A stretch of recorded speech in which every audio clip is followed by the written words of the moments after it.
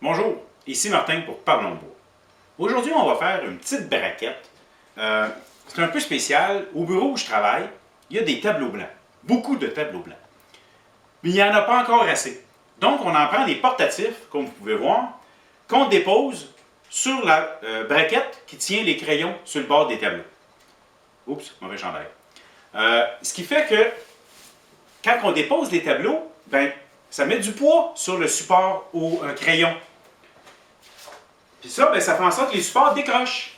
Mon patron m'a demandé de me patenter, un petit quelque chose pour faire en sorte que ça tienne bien et qu'il n'y ait plus de poids sur les supports à stylo. Donc, voici ce que je vais fabriquer. Tout d'abord, ce que j'ai commencé par faire, c'est un petit dessin de la braquette actuelle. Donc, la braquette actuelle fait... Désolé, j'ai juste les mesures en pouces. Donc, j'ai 5 pouces de large, 2 pouces dans le bas, 3 quarts ici, 2,58. Ça, c'est ce qui existe. Moi, il faut que je patente quelque chose autour pour que les tableaux qui venaient ici, bien, qui viennent, au lieu de se déposer là, bien, qui viennent se déposer ici. Donc, je vais commencer par me faire un genre de gabarit pour ceci, qui va me permettre de construire l'autre que j'ai l'intention de faire autour. Je me suis trouvé un petit morceau de MDF, ça peut être n'importe quoi, vu que c'est mon gabarit, sur lequel je viens rapporter mes mesures exactes de ce que j'ai trouvé ici.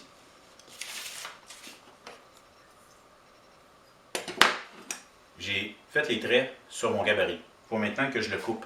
Une bonne manière de faire ça, c'est à scie à ruban. Sauf que là, la scie à ruban, ben, j'ai ma grosse lame de 3 dents au pouce, même peut-être 2 dents au pouce ici actuellement.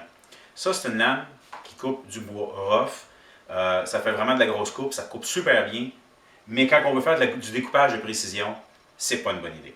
Je change ma lame et je mets une 6 TPI. Je change la lame. C'est quelque chose qui est quand même long, mais ça vaut la peine.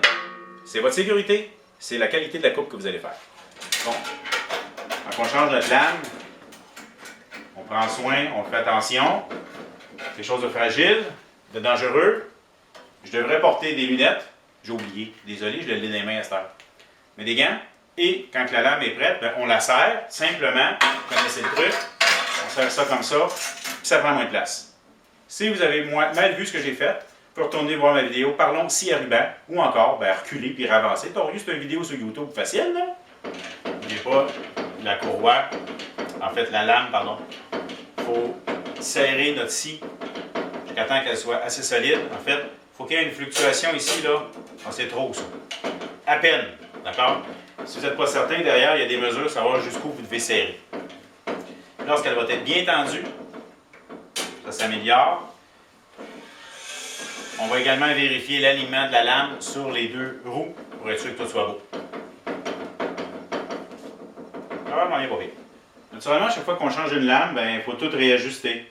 Et on fait notre ajustement selon les règles, le plus proche possible, sans que ça touche. Sinon, ça fait des petits bruits fatigants. On fait tourner et on écoute. Si vous voulez en savoir plus, allez voir ma vidéo. Parlons de scie à ruban. Parfait, je suis prêt à découper. 2 règles importantes lorsqu'on travaille à scie à ruban. Premièrement, la hauteur de la lame. On se met toujours environ 1 doigt seulement plus haut que notre besoin. La raison est simple. Ça évite c'est une question de sécurité. Si on se coupe, il y a moins de danger de se couper. Et je vais couper à l'extérieur du trait. Parce que je vais absolument conserver mon gabarit à sa grandeur originale. Puis une scie à ruban, c'est pas extrêmement précis. Donc on coupe à l'extérieur et on va finir ça au sablage.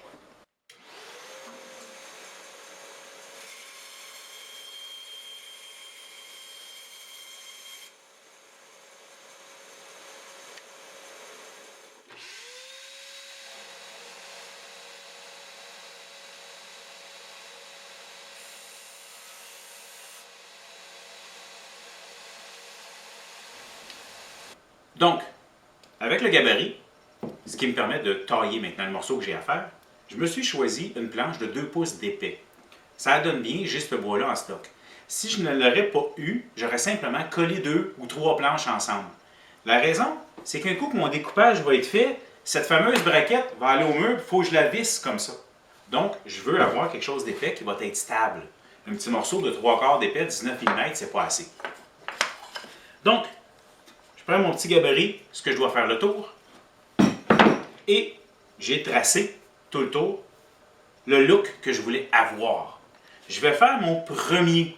Je vais le tailler, je vais le sabler, et c'est lui qui va me servir de gabarit pour le deuxième.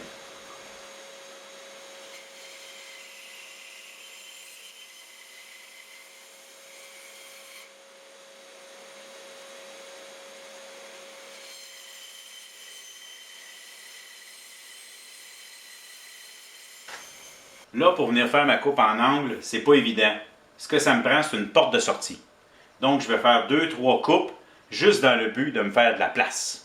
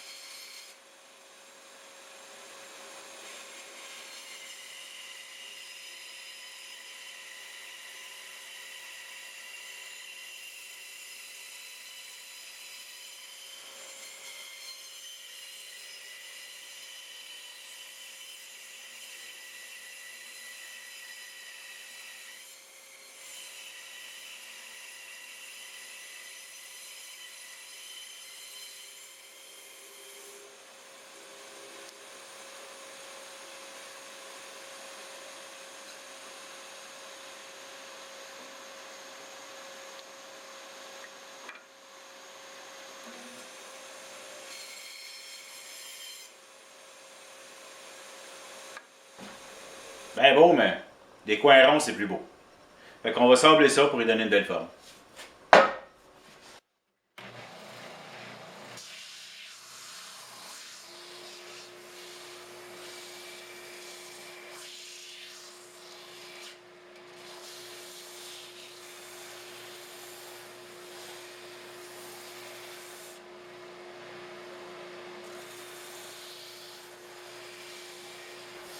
Je n'ai pas terminé mon sablage, mais je l'ai amené au bureau et j'ai vérifié. Il est parfait. En fait, il est parfait pour faire sa job. Là. Okay? Il finira le sablage un peu plus tard. Par contre, sa forme est déjà pas mal correcte à 98%. Il faut que je m'en fasse un deuxième. Donc, je fais simplement utiliser le premier sur une autre planche et j'indique mon contour.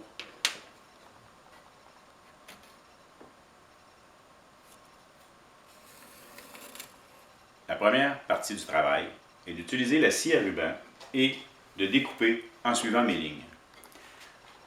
Quand on fait des gabarits comme celui-là et qu'on s'en sert pour d'autres, on peut soit bien couper, scier proche de la ligne pour que ce soit le plus semblable possible, ou encore de les utiliser un par-dessus l'autre, par la suite avec un ruban double face et avec un fer à toupie, d'aller rechercher ma forme plus possible, le plus calquée une sur l'autre. Par contre, ça prend des fers quand même. Mon épaisseur de bois ici est très haute. Ça prend des très grands fers. Disons que c'est deux morceaux qui s'en vont s'installer, qui ne seront pas un à côté de l'autre. Je ne vise pas la perfection. Surtout, puis en plus, de la manière qu'ils vont être installés, je vais juste voir le devant. Je ne vois pas tout au complet. Donc, je vais me contenter de scier proche et à la sableuse, de les calquer les deux ensemble le plus possible. Donc, pour découper à la scie à ruban, chose importante, c'est qu'il faut se faire des points de sortie. Parce que la scie, elle ne suivra pas exactement la forme. Donc, déjà, moi, ce que je vais faire, sur mon morceau, pour me sauver du trouble, je vais avoir une coupe comme ça, une qui remonte ici. Je vais déjà faire celle-là. Je vais venir faire elle. Puis quand je vais descendre comme ça, ici, bien, je sais que je vais arriver au bout avec l'autre. Ça devrait mieux aller. Donc, on regarde notre coupe. et on se trouve des points de sortie pour pas qu'on soit coincé avec la lame à l'intérieur de la coupe.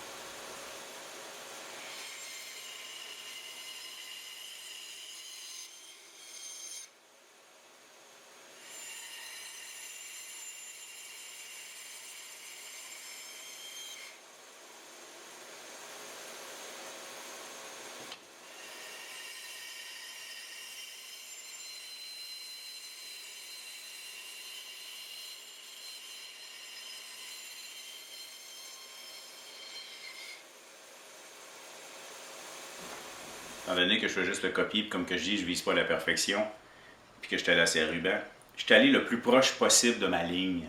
C'est à la sableuse que je vais faire les mini correctifs.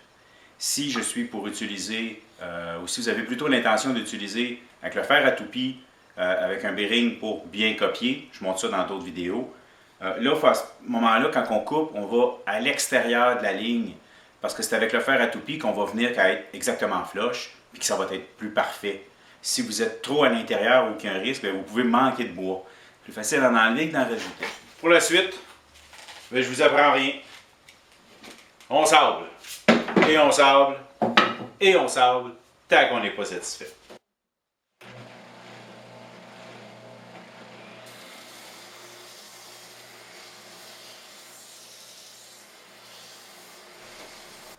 Mes deux supports vont être accrochés au mur. Puis ici, avec le support à tableau, on ne verra pas ce côté-là, donc ça reste carré. Ben, coin carré, je veux dire. Mais ici, je vais arrondir mes coins. Question que ce soit un peu plus beau. Je pourrais le faire à sableuse, mais j'ai une toupie. Toupie or not toupie? Donc, j'ai mis un fer corderon, une fraise corderon. Ça me prend la pine de démarrage. Dans le but, il faut que je m'accote dessus pour partir. Parce que si j'y vais direct, je vais avoir une belle surprise. On s'accote sur la pine de démarrage, on va rentrer dedans et on va tout faire suivre. J'ai mesuré, je suis placé correctement. Je fais ça sur mes deux côtés, c'est tout.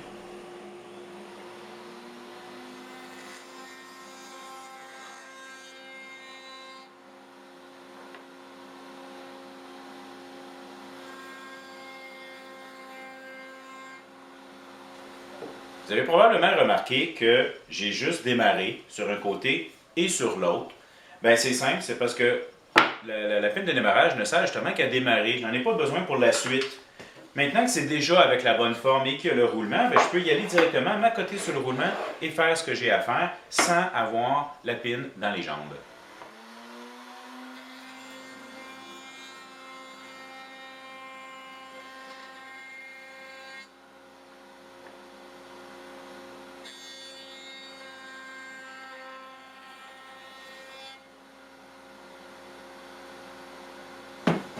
Mais pour la suite, c'est assez simple. On sable jusqu'à temps que ce soit à notre goût. Parce que la prochaine étape, ça va être la finition.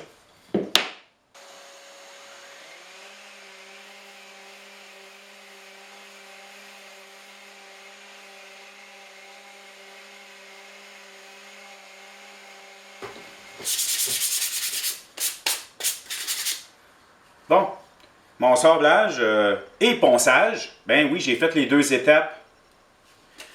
On dirait que j'ai encore travaillé plus fort, tu sais. Maintenant, tout est à mon goût. Il me reste à faire la finition.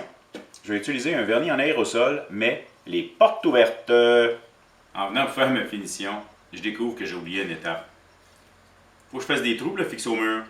Puis c'est toujours mieux de les faire avant de sabler puis de faire la finition. En fait, les petits trous, je vais avoir un petit cap en bois par-dessus. Bon, là, la couleur n'est pas bonne, je vais le teindre avant de le vernir. Et je m'assure que les trous que je fabrique sont en fonction des vis que j'ai l'intention d'utiliser. Donc, j'utilise une mèche à fraiser qui va me permettre de percer mon trou et de déjà fraiser mon dessus.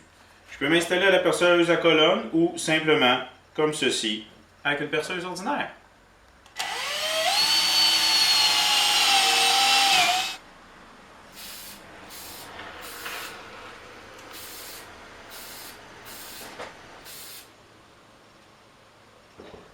Bon ben voilà, mes supports sont terminés.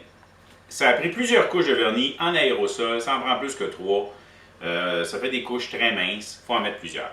Si vous voulez les voir fixés en place avec les tableaux blancs, je vous invite à aller voir ma page Facebook, la page Parlons Bois, qui va vous les montrer fixés en place. Voilà, je pense que j'ai fait le tour, j'ai terminé. Et si ça vous intéresse de connaître l'histoire, pourquoi j'ai souvent changé de chandail dans cette vidéo, eh bien encore là, je vous invite à aller faire un petit tour sur ma page Facebook. Vous allez avoir toute l'histoire, le pourquoi, du comment, du qu'est-ce, du pourquoi. C'est ça. C'est pas parce que j'aime me déshabiller en vidéo. C'est un clin d'œil à un ami. Sur ce, j'espère que vous avez apprécié. Merci. Je vous invite à me suivre sur ma chaîne YouTube. C'est le petit bouton s'abonner dans le bas de l'écran. Vous pouvez également me suivre sur la page Parlons Bois sur Facebook et ou également sur ma page Google+. Ça m'arrive de donner des formations ici même dans mon atelier ou encore chez les gens. Il suffit de me contacter pour qu'on s'arrange. J'espère que vous avez apprécié. Merci.